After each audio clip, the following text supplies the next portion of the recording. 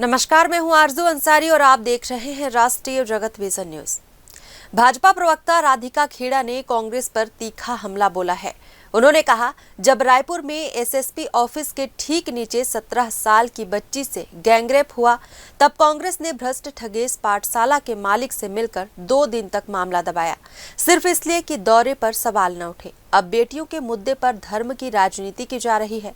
राधिका खेड़ा ने तंज कसते हुए कहा, आज धर्म पर आंसू बहा रही है कांग्रेस, तब हिंदू बेटियों पर चुप क्यों थी? इतना दोगलापन कहां से लाती है कांग्रेस? राम राम प्रियंका जी, चलिए आज थोड़ी सी पास्ट के बारे में चर्चा करते हैं।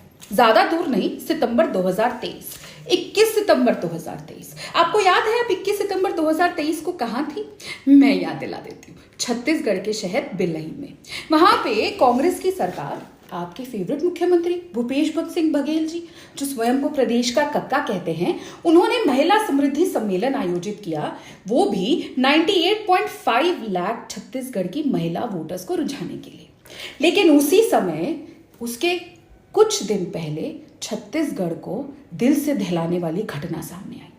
आपकी दौरे के 1 या 2 दिन पहले रायपुर शहर में, जो प्रदेश की राजधानी है, एक दिल दहलाने वाला बलात्कार हुआ।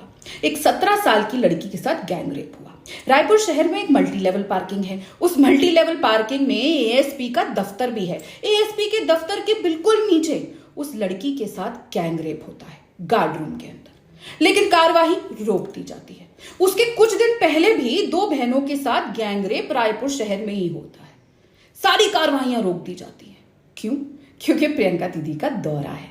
तो कैसे सामने आ जाए कि बेटी के साथ अन्याय हो रहा है, बेटी के साथ बलात्कार हो रहा है और सरकार मूक दर्शक है? और किसने रुकवाया? स्वयं आपके फेवरेट मुख्यमंत्री, जिनकी कुर्सियां 5 साल बचाती रही। वो अलग बात है, कुर्सी बचाने के लिए आपके पास बैग पहुंचते रहे, लेकिन उसके लिए आपने छत्तीसगढ़ की बेटियों की अस्मिता को तार तार कर दिया। आपके यात्रा के लिए, आपके प्रोग्राम के लिए 2 से 3 दिन तक कोई कार्रवाई की शुरुआत, एफआईआर तक दर्ज नहीं करी गई।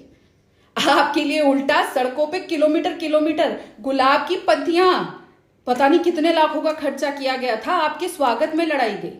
लड़की हूं, लड़ सकती हूं, बोल तो देती हैं, लेकिन आप ही के प्रदेश में जब महिलाओं के साथ ऐसे बलात्कार होते हैं और कार्रवाई नहीं करी जाती है, और कार्रवाई रोकने में खुद प्रदेश के मुखिया सब इन्वॉल्व होते हैं, जिसकी कुर्सी आप 5 साल बचाती हैं, तो आप चुप्पी साध लेती है।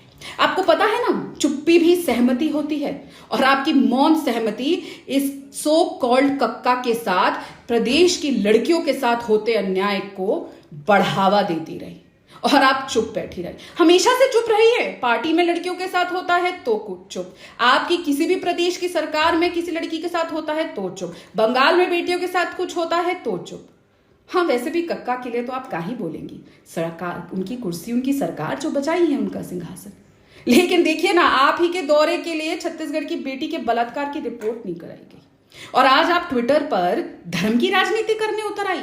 छत्तीसगढ़ को धर्म के नाम पे बांटने की कोशिश कर रही हैं। जिस महिला होते हुए महिला सम्मान के सम्मेलन में आप आई, वहां पे छत्तीसगढ़ की बेटी के साथ बलात्कार हो रहा है उस छत्तीसगढ़ में, आप चुप रही, और आज आप धर्म के नाम पे ट्विटर पर राजनीति कर रही हैं। इतना दोगलापन लाती कहां से हैं आप?